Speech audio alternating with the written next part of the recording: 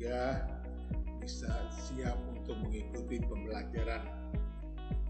Pada kesempatan ini kita akan mulai dengan pembelajaran tema 9, subtema 2, yaitu tentang pemanfaatan kekayaan alam di Indonesia.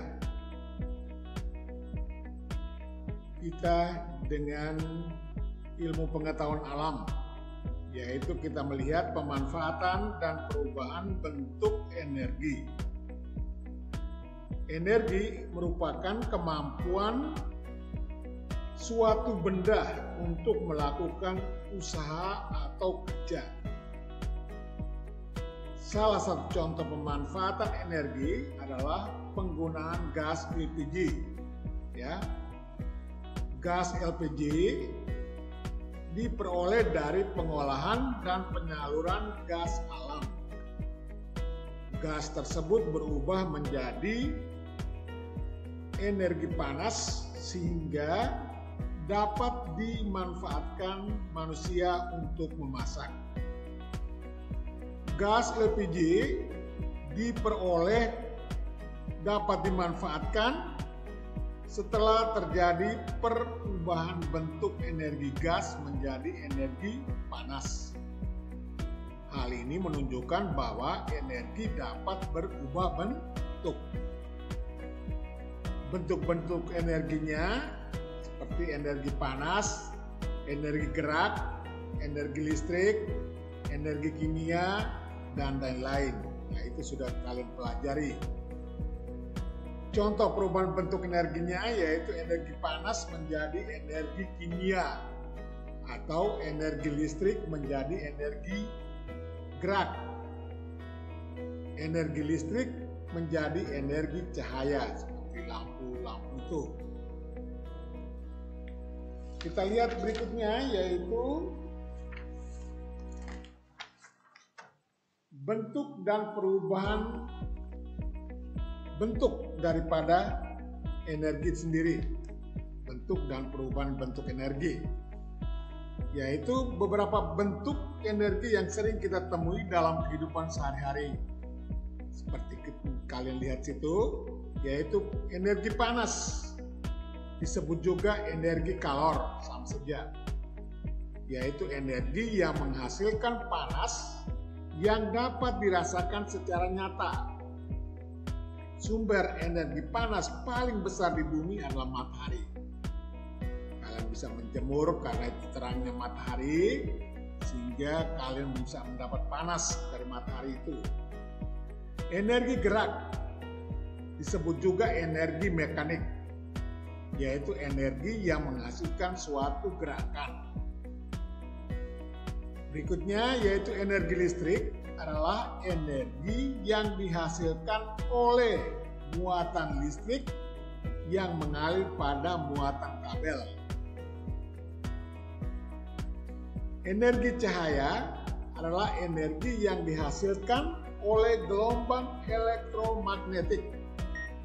Contohnya yaitu benda yang menghasilkan energi cahaya itu adalah matahari dan lampu. Energi bunyi adalah energi yang dihasilkan oleh getaran partikel-partikel udara di sekitar sumber bunyi. Kita lihat bahwa energi tidak dapat diciptakan atau dimusnahkan. Namun energi dapat diubah dari bentuk satu ke bentuk yang lain. Nah, inilah yang dinamakan perubahan bentuk energi. Nah, itu kalian bisa lihat itu contoh dalam perubahan energi yang terjadi dalam kehidupan sehari-hari. Bisa lihat gambar yang ada di situ, yaitu energi listrik menjadi energi panas, contohnya oven listrik ya. Kemudian kompor listrik, setrika, pengering rambut, dan lain-lain ya. Kemudian energi listrik menjadi energi gerak. Itu contohnya AC, kipas angin, mobil mainan, mixer, blender, dan lain-lain. Nah, itu bisa kamu lihat gambarnya yang ada di situ. Kemudian energi cahaya menjadi energi listrik. Contohnya perubahan energi yang terdapat pada panel surya. Kamu bisa lihat situ. Panel surya ini memanfaatkan cahaya matahari yang kemudian diubah menjadi energi listrik. Makanya ada pembangkit listrik tenaga surya, itu bisa kalian perhatikan situ. Kemudian energi gerak menjadi energi bunyi. Contohnya yaitu memainkan gendang atau bertepuk tangan. Nah, itu dari gerak. Kita mainkan tangan itu akan menghasilkan bunyi. Berikutnya kita akan ke IPS, ilmu pengetahuan sosial. Yaitu yang kita pelajari adalah mengenai sumber daya alam dan persebarannya. Sumber daya alam adalah kekayaan alam yang dapat dimanfaatkan untuk memenuhi kebutuhan hidup manusia. Berdasarkan jenis bendanya, sumber daya alam dibedakan menjadi dua, yaitu sumber daya alam, sumber daya alam hayati dan sumber daya alam non hayati. Sumber daya alam hayati adalah sumber daya alam yang berupa makhluk hidup. Sumber daya alam non hayati adalah sumber daya alam yang berupa benda. Nah, ini harus kalian bedakan. Berdasarkan ketersediaannya di alam, sumber daya alam itu akan dibedakan menjadi dua, yaitu sumber daya alam dapat diperbarui dan sumber daya alam tidak dapat diperbarui. Sumber daya alam yang dapat diperbarui adalah sumber daya alam yang jumlahnya tidak terbatas dan dapat digunakan terus-menerus. Jadi tidak akan habis jika dikelola dengan baik atau dapat dihasilkan kembali meskipun kita telah menggunakannya. Jadi cirinya itu ketahuan situ, yaitu jumlahnya tidak terbatas dan dapat digunakan terus-menerus. Itu adalah sumber daya alam yang dapat diperbarui. Nah, contoh sumber daya alam yang dapat diperbarui bisa kalian lihat: hasil pertanian, perkebunan, peternakan, dan perikanan. Itu yang sumber daya alam dapat diperbarui. Sekarang kita lihat sumber daya alam tidak dapat diperbarui adalah sumber daya alam yang jumlahnya terbatas dan akan habis jika digunakan terus-menerus. Itu ciri-cirinya. Ada beberapa yang dapat dihasilkan kembali namun dalam jangka waktu yang sangat lama. Sumber daya alam tidak dapat diperbaharui terdiri 3 jenis, yaitu sumber daya alam logam, bukan logam, dan industri. Contohnya untuk itu dapat kalian lihat dalam tabelnya itu. Sumber daya alam bukan logam seperti aspal, batu bara, minyak bumi, gas alam. Sedangkan sumber daya alamnya sendiri adalah logam, sumber daya alam logam itu emas, perak, besi, nikel. Kemudian sumber daya alam industri itu berupa belerang, berlian, batu kapur, asbes. Di mana Indonesia adalah negara yang kaya akan sumber daya alam, tersebar dari Sabang sampai Merauke. Berikutnya kita ke bahasa Indonesia, yaitu mewawancarai beberapa narasumber dengan pertanyaan yang sama, di mana wawancara dilakukan dengan berbagai pertanyaan untuk satu narasumber, tetapi dapat juga dilakukan dengan cara menanyakan satu pertanyaan yang sama kepada beberapa narasumber. Wawancara seperti tersebut di atas, seperti yang disebutkan ini, dilakukan untuk membandingkan informasi satu narasumber dengan narasumber yang lain.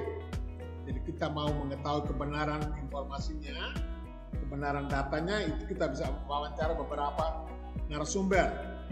Tetapi di sini kita dalam hal ini untuk membandingkan. Jadi dalam hal ini satu pertanyaan yang sama berarti pertanyaan itu diajukan memiliki jawaban yang beragam. Berikutnya yaitu kita lihat menggali informasi mengenai perubahan energi dengan wawancara.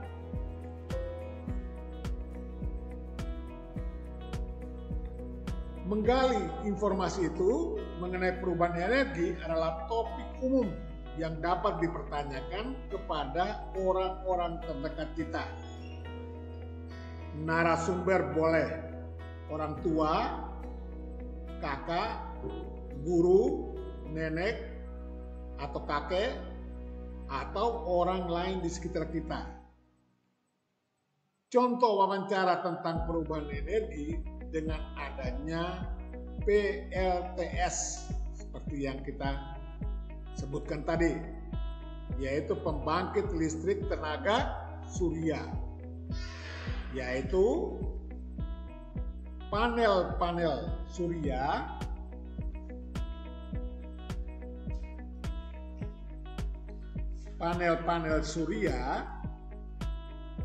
yang akan mengubah energi cahaya menjadi energi listrik.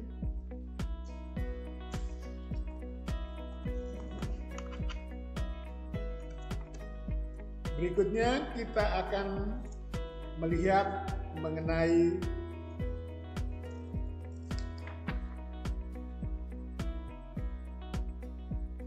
SBDP, yaitu seni budaya dan prakarya. Yaitu kamu lihat situ ada lagunya, ya, menyanyikan lagu wajib nasional Tanah Airku sesuai dengan nada dan tempo. Ya, salah satu perwujudan cinta terhadap Indonesia adalah dengan menyanyikan lagu bertema nasionalisme, yaitu lagu Tanah Airku. Ini sudah tahu kan? Atau belum tahu? Tanah airku tidak kulupakan, gitu ya. Nanti kita bisa belajar dengan menggunakan pianika bisa. Nah, kita lihat lagu Tanah Air itu lagu nasional yang menunjukkan kecintaan terhadap Indonesia, memiliki tempo lambat dan sedang yang dinyanyikan dengan kusuk, ya. Itu adalah lagu nasional yang menunjukkan cinta terhadap tanah air itu, dan bukan asal menyanyi, tidak. Selain nada dan tempo, kita harus perhatikan birama lagu. Yang dimaksud dengan birama itu apa? Birama adalah bagian atau segmen dari suatu baris melodi yang menunjukkan beberapa ketukan dalam bagian tersebut. Nah, biasanya kalau birama itu ada tanda biramanya, ada garis tegak lurus yang membuat batas not-notnya itu yang dinamakan adalah birama. Jadi misalnya dari sol, re, fa itu lalu ada tanda garis tegak itu adalah tanda garis birama, ya. Jadi not-not yang dilingkupi oleh tanda-tanda garis birama ini yang kita sebut dengan itu birama, ya. Tanda biramanya itu terdiri dari 2 angka, yaitu berupa pecahan, yaitu di atas dan di bawah, ya. Itu nanti kalian akan perhatikan. Jadi angka atasnya bagaimana, nanti kita lihat selanjutnya. Angka di atas menunjukkan jumlah ketukan berupa pecahan, yaitu di atas dan di bawah. Angka di atas, angka di atas menunjukkan jumlah ketukan dalam satu birama, ya, dalam satu birama. Sedangkan angka di bawah menunjukkan nilai not yang menjadi satuan ketuk. Itu harus diperhatikan mengenai makna atau pengertian daripada tanda birama itu. Misalnya birama yang digunakan dalam lagu 2/4, berarti 2 itu adalah jumlah ketukan, itu harus perhatikan jumlah ketukan dalam satu birama, sedangkan yang 4 itu adalah nilai notnya, berarti dia memiliki 2 ketukan dan memiliki nilainya adalah 1/4. Dan kalau nilai 1/4 itu nilainya adalah 1 ketuk gitu. Jadi di dalam 2/4 ini adalah berarti dalam satu birama ada 2 ketukan dan mempunyai nilai ketukannya yaitu nilai ketukan 1 dengan dasarnya yaitu 1/4. Gitu ya. Nah, sekarang kita lihat 3/4 juga sama. Berarti nilai notnya berapa? Ketukannya berapa? Ada 3 ketukan dalam satu birama. Lalu bagian bawahnya itu adalah nilai 1/4 ya. Nilai not 1/4 itu 1 ketukan ya. Kemudian yang lain kalian bisa mengerti memahami situ 4/4 dan 6/8. Kalau 6/8 itu berarti nilai ketukannya 6 dalam satu birama, sedangkan nilainya adalah not 1/8, nilainya 1/8. Nah, bisa nanti kita pelajari lebih lanjut.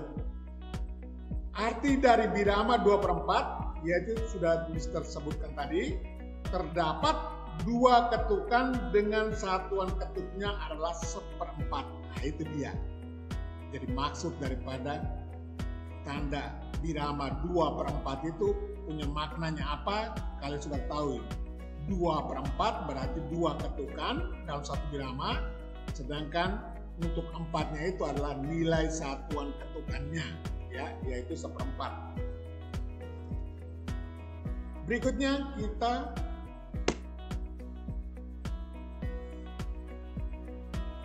ke PPKN ya. PPKN, pelaksanaan hak dan kewajiban sebagai warga negara. Hak dan kewajiban hendaknya dilaksanakan dengan seimbang. Hak dan kewajiban sebagai warga negara kita laksanakan dengan mematuhi peraturan perundang-undangan yang berlaku. Nah, contoh pelaksanaan hak dan kewajiban secara seimbang yaitu ketika kita berhak menikmati pemandangan alam yang indah, di samping itu kita juga menjaga keindahan alam tersebut agar tetap terjaga dengan cara tidak merusak dan mengotorinya. Nah, itu yang dikatakan seimbang itu adalah demikian, kita menikmati keindahannya, tapi kita juga harus menjaga keindahannya itu. Kewajiban sebagai warga negara yaitu menjunjung hukum dan pemerintahan Indonesia ya. Pemerintahan ini kan diperoleh daripada pilihan rakyat, jadi kita harus hormati, harus hargai. Kemudian menjunjung tinggi hukum. Hukum itu adalah peraturan perundang-undangan ya. Kemudian menjaga kelestarian lingkungan sekitar, membayar pajak dan mengikuti pendidikan dasar. Pendidikan dasar itu adalah pendidikan dasar 9 tahun. Kemudian hak sebagai warga negara apa saja, yaitu menikmati persamaan kedudukan dan kepastian di muka hukum dan pemerintahan ya. Hidup yang layak, jadi ada yang miskin dibantu, ditolong untuk biar dia menikmati hidup yang layak. Mengeluarkan pendapat, boleh demo tapi keluarkan pendapat boleh, tapi secara bertanggung jawab. Kemudian memeluk agama dan beribadah sesuai agama masing-masing ya, itu boleh. Kemudian mendapat pendidikan yang layak, mengembangkan kebudayaan, menikmati kekayaan alam.